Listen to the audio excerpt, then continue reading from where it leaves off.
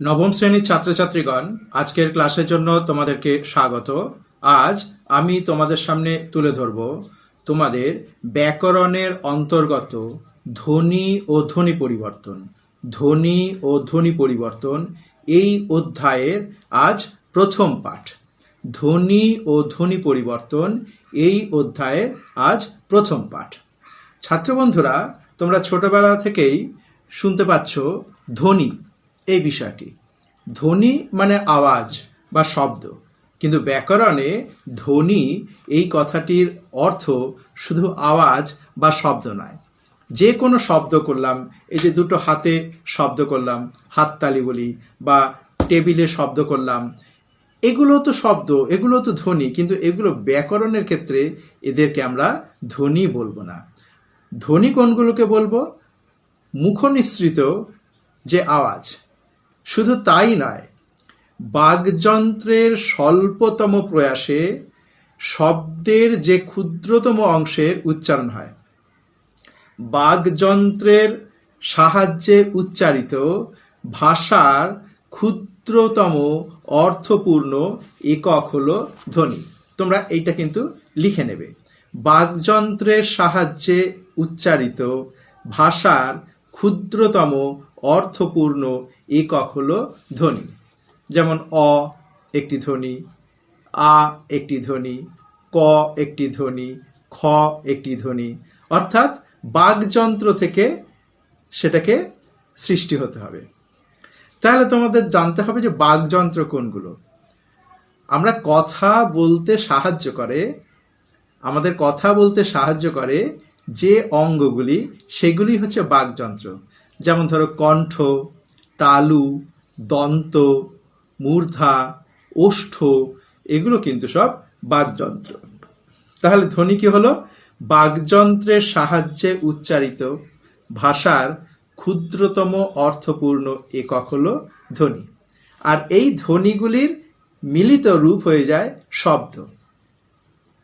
যেমন ধরো, যদি বলি রাম, রাম একটি শব্দ, আর এই রাম এই শব্দটিকে যখন বাক্যে ব্যবহার করব তখন সেটা হয়ে যাবে পদ। তাহলে সেক্ষেত্রে আবার শব্দ আলাদা, পদ আলাদা, সেটা আলাদা বিষয়, অন্য সময় আলোচনা করা যাবে। আজ শুধু ধ্বনি। তাহলে এই রাম এই শব্দটির মধ্যে কি কি ধ্বনি আছে? বয়সন র যোগ আ যোগ ম। এখানে র তার নিচে হসন্ত দেব, ম তার নিচে হসন্ত দেব, অর্থাৎ র হসন্ত যোগ আ যোগ ম হসন্ত। তাহলে ওই র, আ, ম এগুলো হল ধ্বনি। ব্যঞ্জন ধ্বনির ক্ষেত্রে আমরা হসন্তটা দিই, আর স্বরধ্বনির ক্ষেত্রে হসন্ত দেবার কোনো রীতি নেই। তাহলে ধ্বনি বাগযন্ত্রের স্বল্পতম প্রয়াসে উচ্চারিত যে একক, সেটাই হলো ধ্বনি। ধ্বনির মিলিত রূপ হচ্ছে শব্দ। এবার এই ধ্বনিকে যখন আমরা লিখি, অর্থাৎ ধ্বনির লিখিত রূপ হলো বর্ণ। ধ্বনির লিখিত রূপ হলো বর্ণ। তাহলে সেক্ষেত্রে ধ্বনি আর বর্ণ এই দুয়ের মধ্যে একটু তফাৎ রয়েছে। ধ্বনি হচ্ছে উচ্চারিত রূপ, আর বর্ণ হচ্ছে লিখিত রূপ। তাহলে ধ্বনি ও বর্ণের মধ্যে তফাৎটা বুঝতে পারছ? ধ্বনি হচ্ছে শ্রুতিগ্রাহ্য, শুনছি, আর বর্ণ হচ্ছে আমরা দেখতে পাচ্ছি, দৃষ্টিগ্রাহ্য। খাতায় যেটা লিখছি র, সেটা হচ্ছে বর্ণ। আর র, এই ধ্বনিকে খাতায় লিখতে গেলে আমার র এর নিচে একটা হসন্ত দিতে হচ্ছে। তাহলে ধ্বনি ও বর্ণ এর তফাৎটা তোমরা বুঝলে। এবার চলো আমরা আসি ধ্বনির প্রকারভেদ।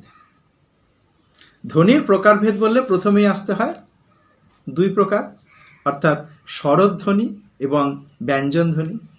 স্বরধ্বনি এবং ব্যঞ্জন ধ্বনি। তাহলে আমাদেরকে জানতে হবে স্বরধ্বনি কি। তোমাদের এটা একটু লিখে নিতে হবে।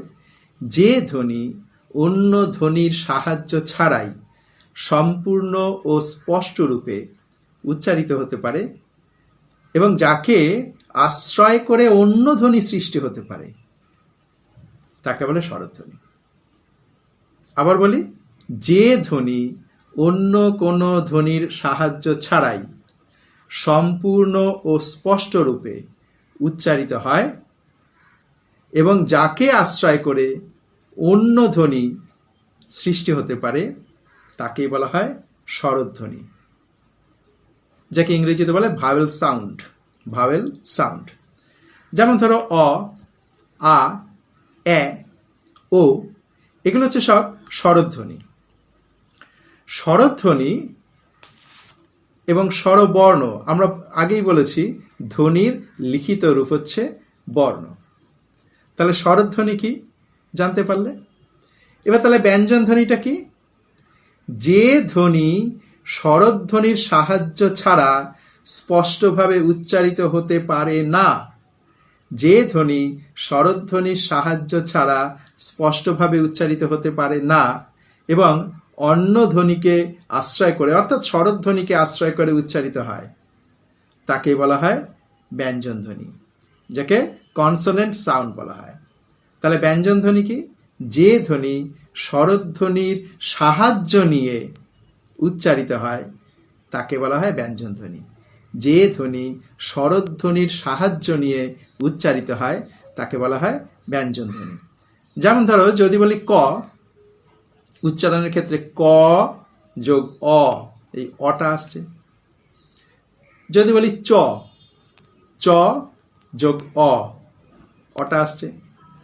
তাই বলা হয় ব্যঞ্জন ধ্বনির ক্ষেত্রে স্বরধ্বনির সাহায্য নিয়ে উচ্চারিত হয়।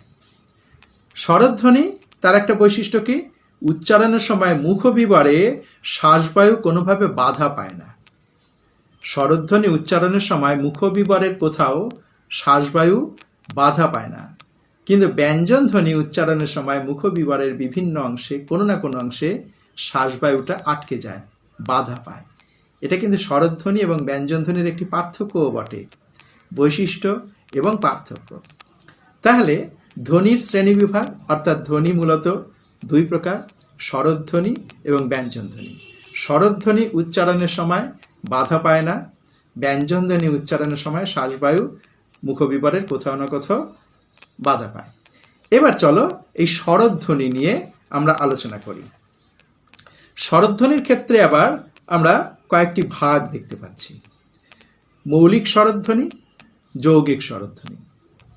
মৌলিক স্বরধ্বনি, যৌগিক স্বরধ্বনি। যেমন ধরো মৌলিক স্বরধ্বনি কি?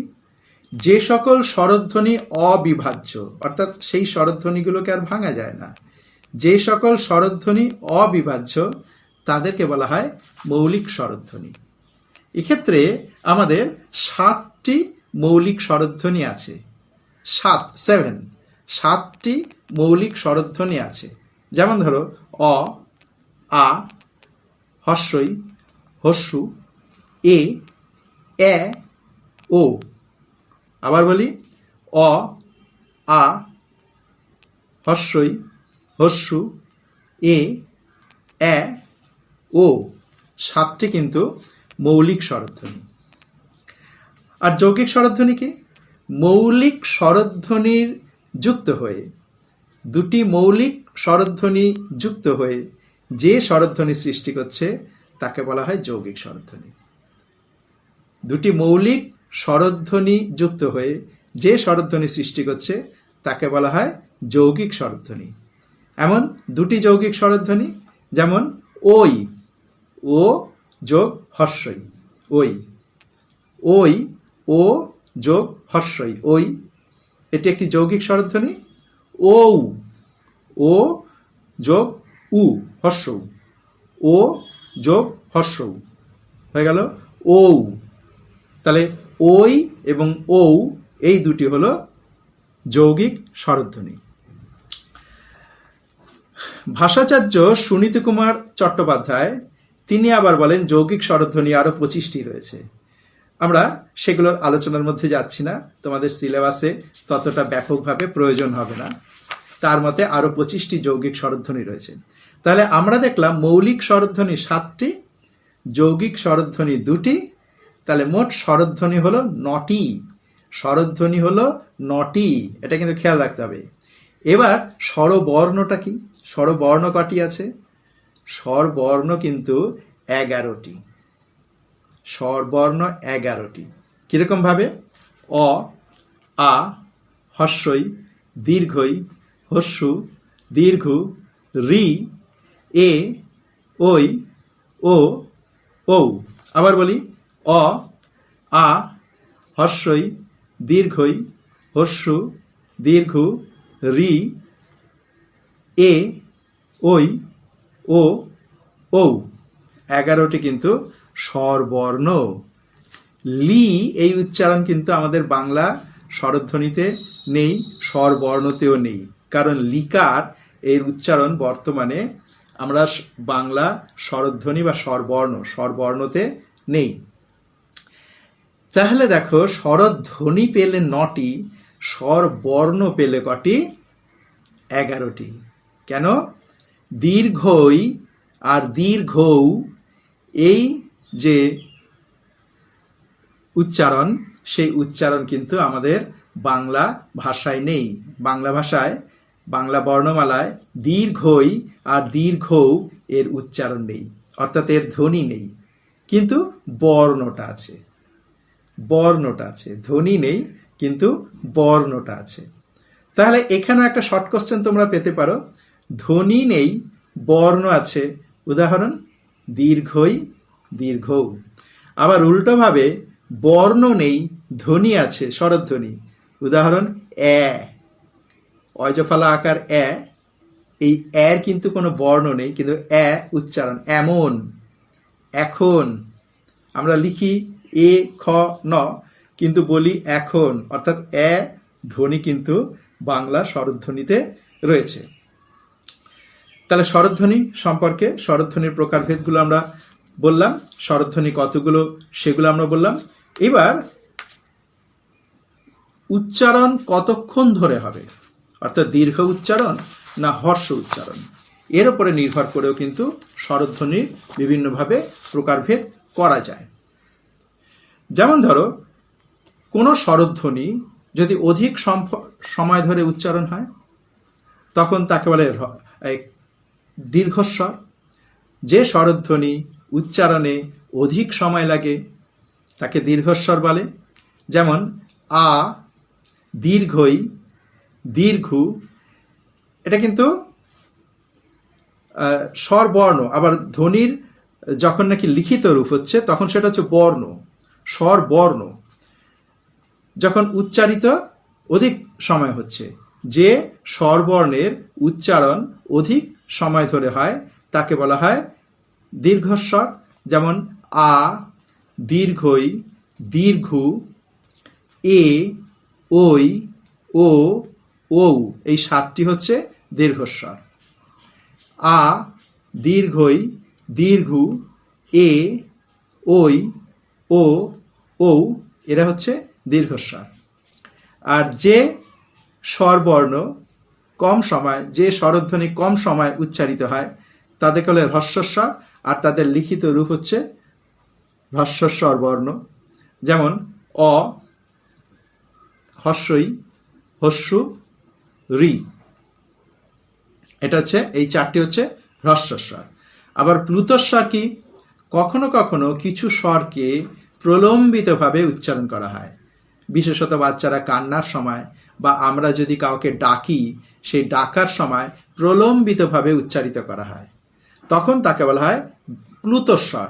যেমন যদি বলি এই, এটা ই অনেকক্ষণ ধরে হলো, এই, এই যে যদু হে, তাহলে যদু হে, এ, এটা হলো প্লুতস্বর। তাহলে এই উচ্চারণের দীর্ঘাকৃতি বা অল্প সময় ধরে উচ্চারণ, তার উপরেও স্বরবর্ণ 3 প্রকার হচ্ছে। আর উচ্চারণের ক্ষেত্রে হচ্ছে স্বরধ্বনি 3 প্রকার, হ্রস্বস্বর, দীর্ঘস্বর, প্লুতস্বর। এবার আবার এই স্বরধ্বনিকে বর্গীকরণ করা হয়, অর্থাৎ কোন জায়গা থেকে উচ্চারিত হচ্ছে, মুখের মুখবিবরের কোন জায়গা থেকে এই স্বরধ্বনি উচ্চারিত হচ্ছে তাকে বলা হয় স্বরধ্বনির বর্গীকরণ।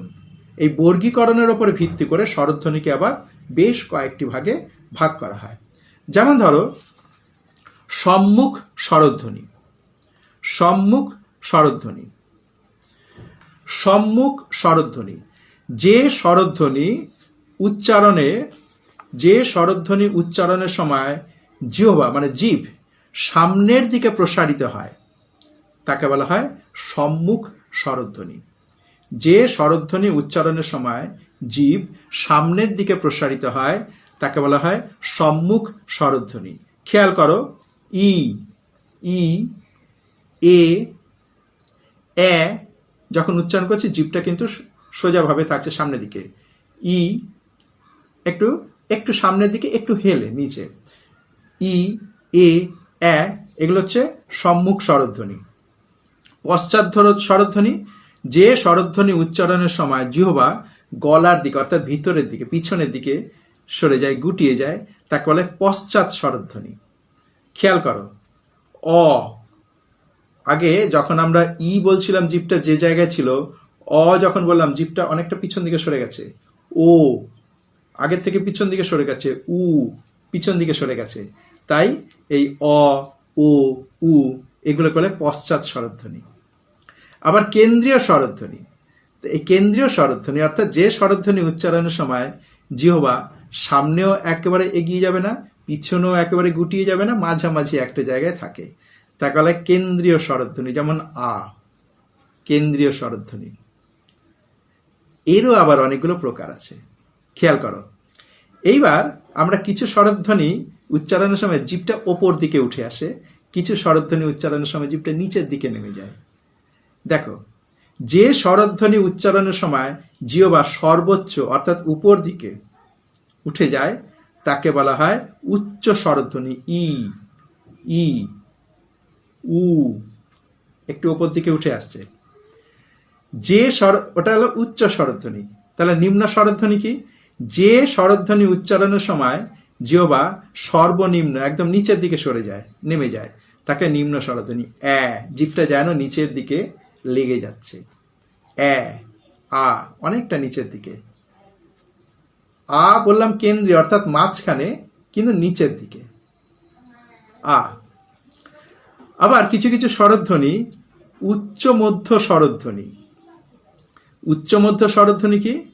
উচ্চ স্বরধ্বনির অবস্থান উচ্চারণ স্থান থেকে জিহ্বাকে একটু নিচের দিকে নামিয়ে অর্থাৎ সর্বোচ্চ উচ্চতায় না গিয়ে জিহ্বাটা একটু নিচের দিকে নেমে উচ্চারিত হলে তাকে বলে উচ্চ মধ্য স্বরধ্বনি।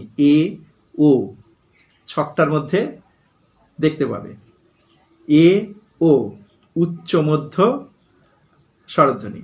আবার নিম্ন মধ্য স্বরধ্বনি অর্থাৎ জিভটা একেবারে নিচে না নিয়ে একটু ওপরের দিকে, যে স্বরধ্বনির উচ্চারণে জিহ্বা উচ্চ মধ্য আর নিম্ন স্বরধ্বনির মাঝামাঝি অবস্থানে করে অর্থাৎ একেবারে নিচে না নিয়ে একটু ওপর দিকে, তাকে বলে নিম্ন মধ্য। যেমন অ, অ নিম্ন মধ্য। তাহলে এই তো গেল স্বরধ্বনির বর্গীকরণ, অর্থাৎ জিহ্বার অবস্থান অনুসারেও স্বরধ্বনির বর্গীকরণ, অর্থাৎ কোন জায়গায় স্বরধ্বনি উচ্চারিত হচ্ছে। তাহলে ছাত্র বন্ধুরা, আজ স্বরধ্বনি এর উচ্চারণ এবং স্বরবর্ণ এই সম্পর্কে তোমাদেরকে কিছু ধারণা দিলাম। স্বরবর্ণ কি বললাম? স্বরধ্বনির লিখিত রূপ হচ্ছে স্বরবর্ণ। উচ্চারণ স্থান অনুসারেও কিন্তু স্বরবর্ণগুলোকে কিছু ভাগ করা যায়। উচ্চারণ স্থান অনুসারে স্বরবর্ণগুলোকেও কিছু ভাগ করা যায়। উচ্চারণ স্থান মানে কোন জায়গা থেকে উচ্চারিত হচ্ছে সেটা।